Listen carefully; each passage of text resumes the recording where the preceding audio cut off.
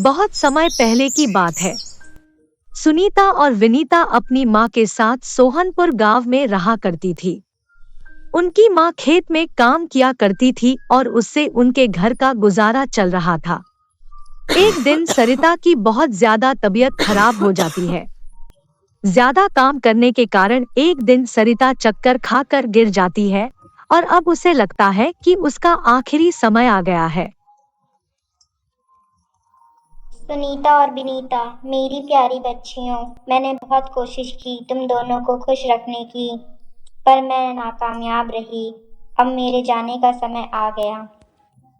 मेरे जाने के बाद तुम दोनों का क्या होगा ये सोच के मुझे बहुत घबराहट होती रहती थी।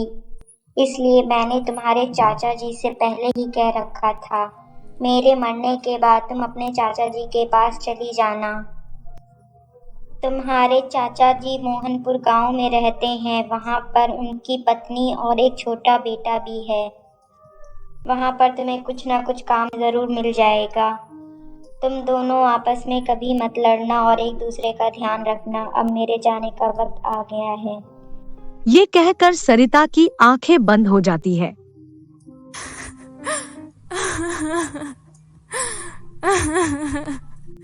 उठो माँ उठो, हमें छोड़कर मत जाओ। हम तुम्हारे बिना कैसे रहेंगे? तुम्हारे सिवा हमारा और कोई नहीं है इस दुनिया में। माँ उठो।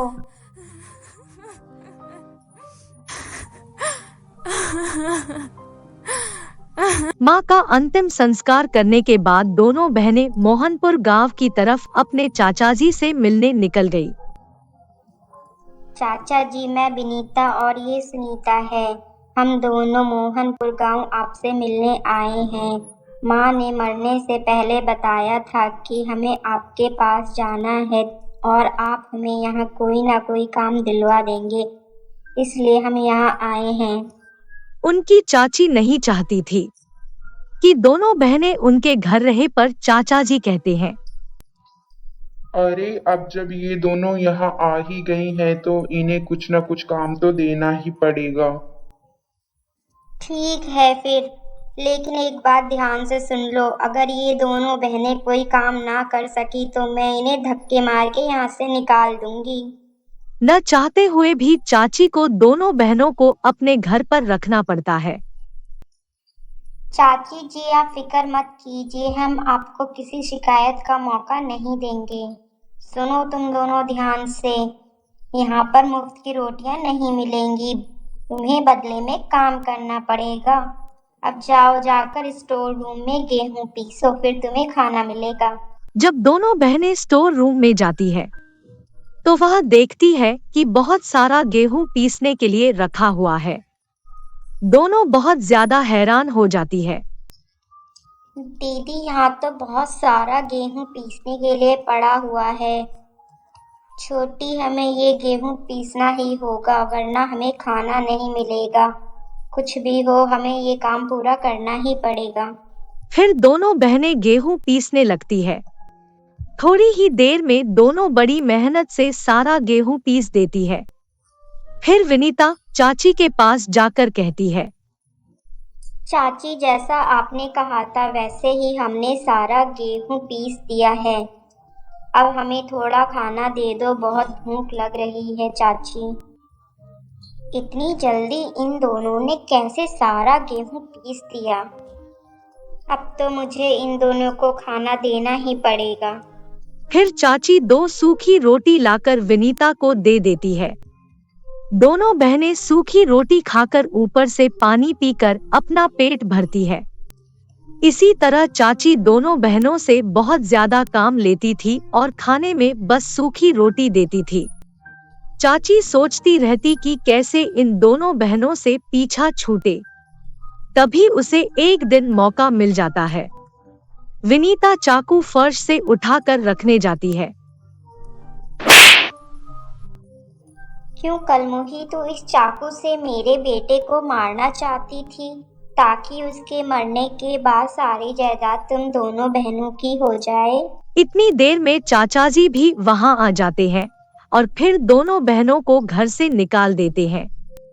दोनों बहनें जंगल के रास्ते जाने लगती है। दोनों को पता नहीं था कि अब क्या करें, कहाँ जाएं। दीदी अब क्या होगा, हम क्या करेंगे, कहाँ जाएंगे? दोनों बहनें इतना सोच ही रही थी कि तभी उन्हें एक बुढ़िया जंगल में लकड़ी ले जाते हुए दिखी। उसे देखकर दोनों बहनें उसके पास गई और पूछने लगी, बूढ़ी दादी, आप इस घने जंगल में अकेले क्या कर रही हो? मैं एक परी हूँ। मुझे एक जादूगरनी ने अपने जादू से एक बूढ़ी औरत में बदल दिया। उसने मेरे सोने चांदी के गुलाब घर पर कब्जा कर लिया है। मेरी सारी शक्तियाँ मेरे सोने चांदी के गुलाब घर में हैं। क्या तुम उस जादूगरनी से मेरा गुलाब घर छुड़वा लोगी क्या? ठीक है, हम आपका सोने चांदी का गुलाब घर उस जादूगरनी से छुड़ा लाएंगे। हमें बहुत खुशी होगी आपकी मदद करने में। फिर दोनों बहनें बूढ़ी दादी से उस जादूगरनी की गुफा का पता ले लेती है और उसकी गुफा में जाती है। जादूगरनी ध्यान में मगन थी। तभी दोनों बहनें चुपके से पीछे से जादूगरनी पर वार करती है और उसे बांध देती है। तुम दोनों दुष्ट लड़कियां मुझे छोड़ो, वरना मैं तुम्हें चिड़िया बना दूंगी।